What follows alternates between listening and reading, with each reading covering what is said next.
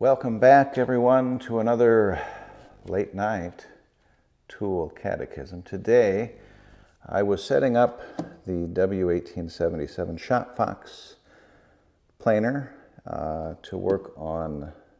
I was going to plane the bottoms for the trays for the tray project. I was getting it set up, fiddling around. I ran through some material that was some sawmill cast-off pine stuff. I ended up nicking up the carbide cutters. I'm gonna do a little video on giving those fellas a spin. Number one item you need to do whenever working on a piece of power equipment, unplug it. Unplug it. Also, if there is an opportunity for there to be any sort of stored energy with a spring mechanism or hydraulics or whatever else, make sure any of that energy is released, neutralized, or somehow locked. On the Shop Fox, to get to the cutter head along with the many clones and many other iterations of this machine, you pull off a couple of nice knobbies, bring off that fella. That fella is the dust chute, and now we have access to our cutter head. So I've added a little bit of light here, and I am going to number the rows. Keep in mind that these cutters are sharp. So if you notice, as you turn the cutter head, we see we have a guy there. You spin it a little bit more over, and as you go around, that pattern repeats itself, which gives you the spiral, sort of. That gives you the very nice finish. To remove one of these little 14mm guys, there's a tool that's in the toolbox on the side. There's the toolbox. That's where that fella resides. Not exactly sure how you're supposed to see where the nick is. I'm just running a fingernail along. I was hoping the new bifocals would have been a great help for this. So I found one that does have a nick. Twist it out, take that guy out, grab our little cutter head here, or our little chiclet. One of the real disappointments that I have in this particular machine is these chiclets, or inserts. They only have two cutting edges, and then there's two just blunt. Oh, if you can see the damage that is right on the edge there, right where the thumbnail is. It may or may not help, but I went to work, and where the dots are, added a little blot of yellow paint. So I got every one spun that looks a little suspect.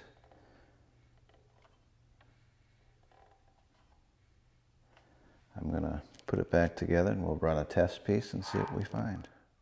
Turn on the vac.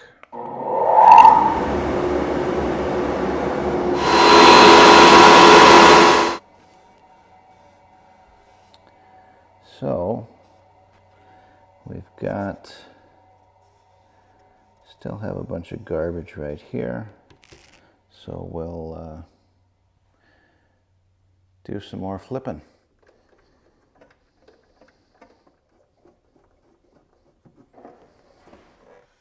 So with a major damage to blades right here, I flipped some of those. I've got one more here that I'm going to flip, and then we'll do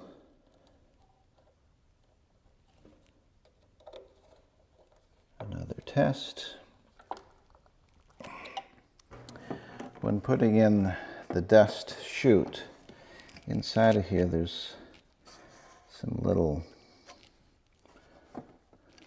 slide-in spot where you got to give it a little bit of a tilt and a wiggle, and then it falls into place.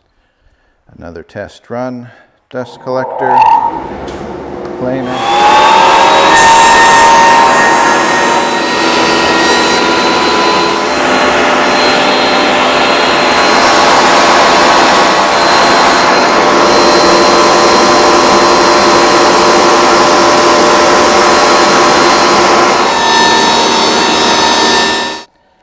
I still have a couple of spots here.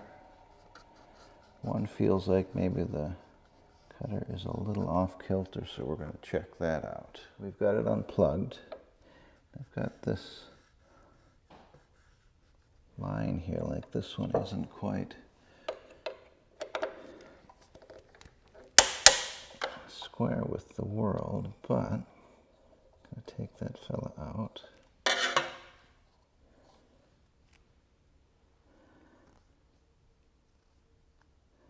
Make sure the mating surfaces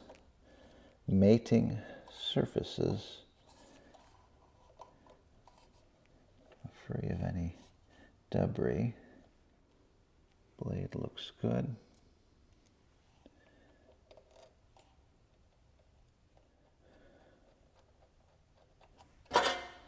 As you're tightening them down, they do kind of a weird saggy thing to the one side.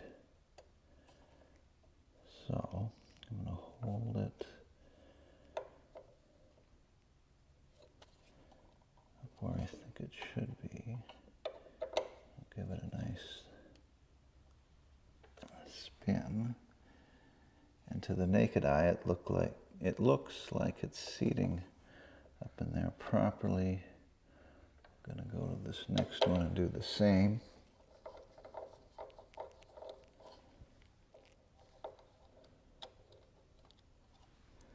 Take him out. Now there's some corruption in there.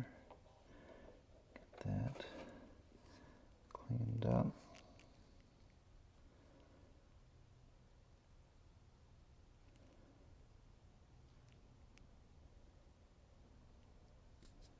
Everything here looks okay. We'll spin this guy back in. And as you bring it down, it looks like it should seat it correctly.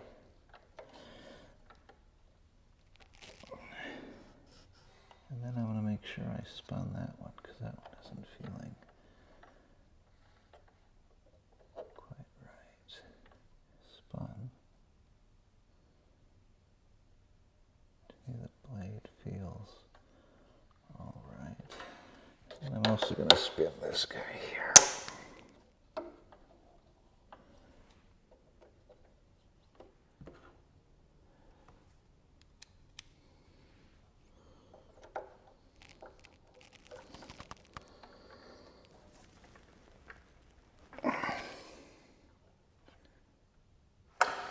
So here's hoping third time is a charm.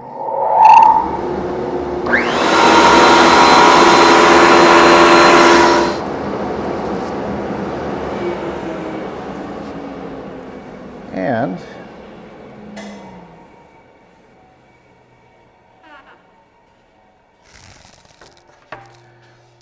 we've got our decent finish back. Thanks for watching. If you found this video useful with the turning of the chiclets or inserts here on the Shop Fox, please like and follow and have a good rest of your day. Bye-bye.